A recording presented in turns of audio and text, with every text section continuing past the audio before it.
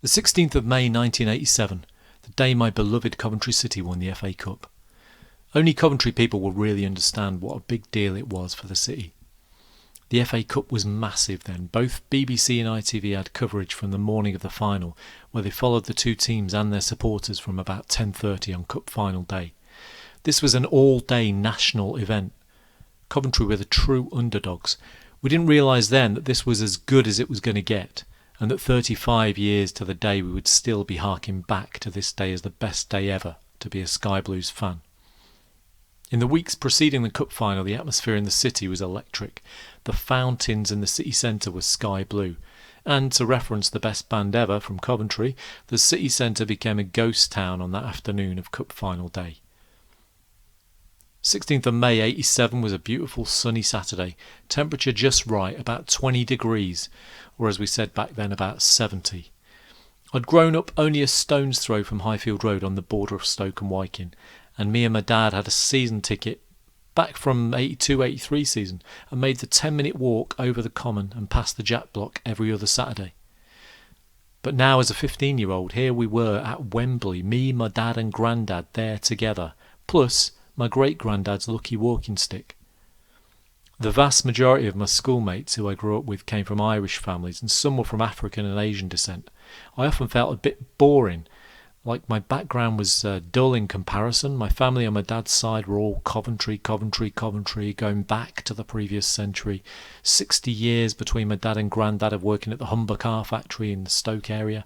And even my mum's side were all Nuneaton, going back to the 19th century. But on this day it felt brilliant to be steeped in all this Coventry and Warwickshire heritage. So there we were, 4 generations of Cov kids and Sky Blues fans, if you include my great-granddad's walking stick. As we waited outside the stadium, none other than Sky Blue legend Jimmy Hill walked past us. This was after my dad and granddad had already shaken hands with the Lord Mayoress Winnie Lakin in a sky blue suit an hour or so earlier. So the omens were good. It just felt from that morning it was going to be a great day, and it was going to be the day. 2 Spurs fans sat in front of us. They were so bloody smug when Clive Allen scored after 90 seconds. "That's Clive Allen for you," they proudly declared. It was with immense pleasure that I was able to smugly tap one of them on the shoulder 10 minutes later and say, "That's Dave Bennett for you." And the thing was, we just knew, those of us who had watched this team week in and week out that season and witnessed the camaraderie and the team spirit that John and George had created, we knew we had Benno, Big Cyril, Killer, Mickey Ginn, Lloyd McGrath, who ended up marking the normally supreme Glenn Hoddle out of the game. We knew we were more than good enough to win that game, and we knew that our name was on the cup. But they hadn't twigged onto this thing that was written in the stars yet, and they definitely hadn't twigged onto the collective strength of our team. But we weren't just a team that would hang on with resilience, we could play. Bennett, Ginn, Pickering, Regis, all creative players who made things happen, and we could pass the ball. Just watch the match highlights and you'll see how we could pass the ball, just as well as Hoddle and Spurs. What a day, but what a different time as well. These were the days when you still had very ordinary people playing top-flight football. Mickey Ginn from the cup-winning team was a postman. Greg Downs a policeman a few years after winning the FA Cup. Lloyd McGrath, who marked a certain Mr Glenn Hoddle out of the game that day, had been a YTS footballer on £35 a week and playing top division football on a weekly basis. Every player but one were born in England, and that one, David Phillips, was Welsh. Many of the players were actually born and bred in the Midlands. Oggy from Mansfield, Killer from Nottingham, Ginn, Peterborough, McGrath, Birmingham. As we went into extra time, my granddad said to me, "Look at that scoreboard and will it to change from 2-2 to 3-2. Keep looking at it, because your great-granddad is here looking down and he's willing it to happen." He always said one day we'll win the cup. It worked. Houchin, with that brilliant header that had me on the row behind me in ridiculous celebrations.